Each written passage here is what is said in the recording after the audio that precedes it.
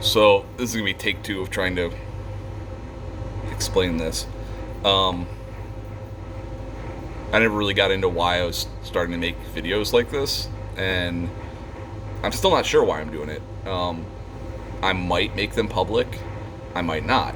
It might just be like a video diary thing for me to look back on and kind of track my progress with stuff and what I'm doing and try and make my thoughts a little more clear to myself. Like right now, this is the second time I've done this one to try and kind of hash it out. I'm not making scripts. I'm not writing stuff down. I could. It's a waste of time. I'm not going to waste time doing that. I'm just going to wing it as I'm doing, and we'll see where we end up. So, the past year or two, couple years, few years, my whole life really, I've struggled with existential nihilism. Just kind of, this is all stupid. It's fucking stupid. There's no point to any of this. Like with work, what I do, printing T-shirts, I'm printing future thrift store trash. That's where it's gonna end up. It's gonna end up as rags, or in a thrift store. Like, it's dumb. It's stupid. Stupid. Humans are dumb.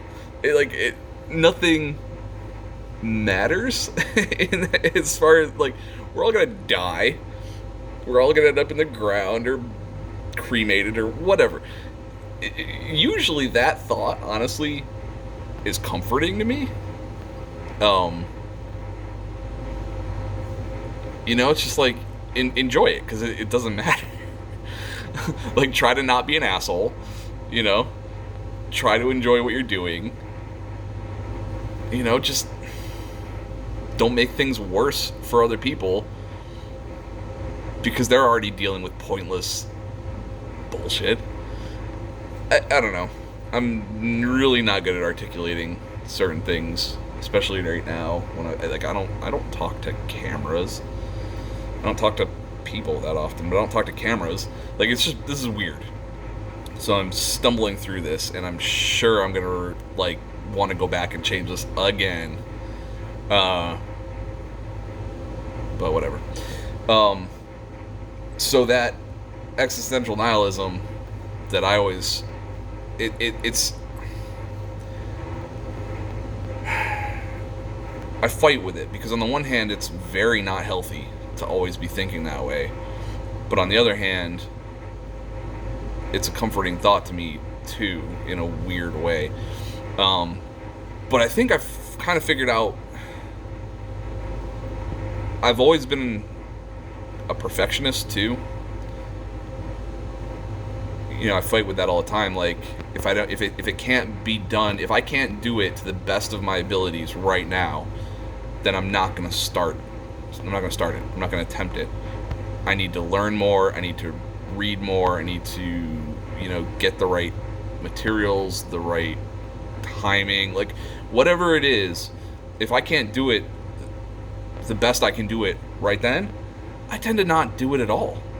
I just read about it, I watch videos about it, but I don't do it. Whatever it is, artwork, music, printing shirts, like the whole thing. Like, it just doesn't, and I mean, that's since I was a kid.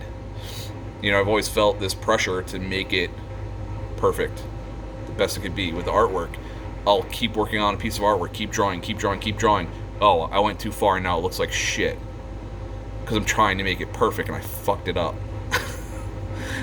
So that gets discouraging, and it makes me, not want to do things. Now throw that in with the existential nihilism thing.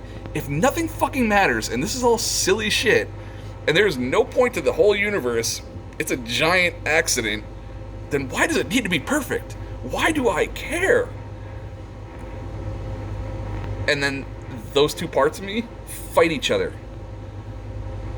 and then I end up in depression. I mean, I'm figuring this out as I go. Right now, that's how I feel about things. I think that's kind of my biggest issue, is the perfectionism combined with existential nihilism butting heads. It's just frustrating as hell. And that's how my shop got to be a complete shit show. Was just kind of not doing what I need to do because I was depressed and because it all seemed too ridiculous, which is dumb. So anyway, I like I said, I always watch videos and I try to learn more and make things perfect. So even if I'm in a complete state of depression and laziness or whatever you want to call it, I'm still watching stuff. I'm still trying to learn. I'm still trying to figure out how to make things better and do things better. So I stumbled across the videos from Cory at Floodway. Shout out to you, and I'll put the link in the description. But his videos, I was like, I don't know. He uses the system for improving his shop that I just fucking loved. It made so much sense to me. Like, I don't have employees. I'm a one-man shop. He has, I think, 5 dudes working at his shop, maybe more. I don't know. But he lets every single person that works there has the ability to make improvements to the shop. It just has to follow like a hierarchy, like safety, quality, speed, something like that. There's like 5 things that he bases it on. So if it speeds things up but it reduces safety, you can't make that improvement. If it makes things safer but makes it slower, you can still make that improvement because it made things safer. If it makes things safer, speeds it up, but lowers the quality, you can't make that improvement. So it's sort of like you just have to go through this checklist as you're working, and like if this makes things safer, faster, and better, we can absolutely make this improvement. It's like it, or if it makes things, if it doesn't change the safety at all, but it makes it faster, cool, do it. And anybody at a shop can just make this improvement. So like I don't know, I thought that was an awesome way of doing things and looking at stuff. Like empower your people, make things better. And why am I not doing stuff like, I'm not even thinking about stuff like that at my shop. I'm just thinking I need to print these shirts today. Like, let's make that happen. I'm not really looking at my overall processes anymore. And that's exactly what I started out not wanting to do. I didn't ever want to get stuck doing the same thing just out of habit. I always wanted to be improving, and I kind of stopped doing that a while back because of all the stuff. So I'm trying to get back into that, and his videos really gave me the boost to want to do that better. So thanks, dude. And yeah, so anyway, I found out just kind of by, again, listening to podcasts, watching videos and stuff, I stumbled across where he got the idea from. It was Paul Akers, 2-second lean.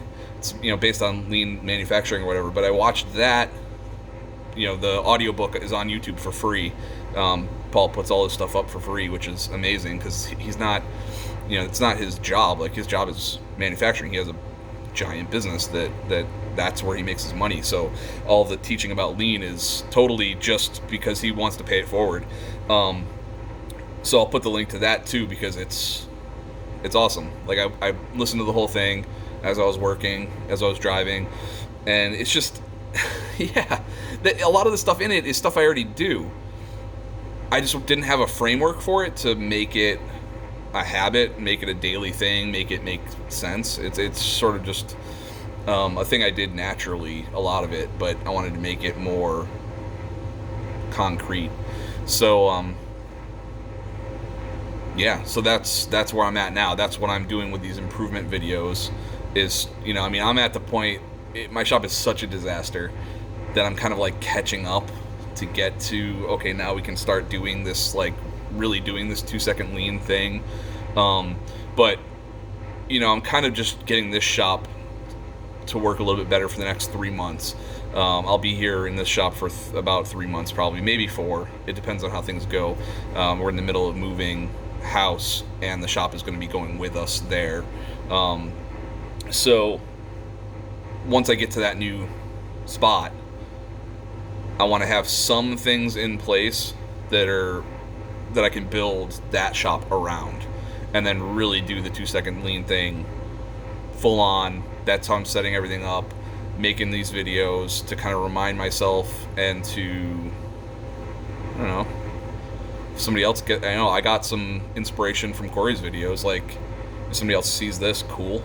I might not even put these up. You know, I guess it's going to depend on how awkward I am on here. I don't know, or something. So yeah, that's what's up. That's why I'm doing these. As of right now, that's where I'm at with it.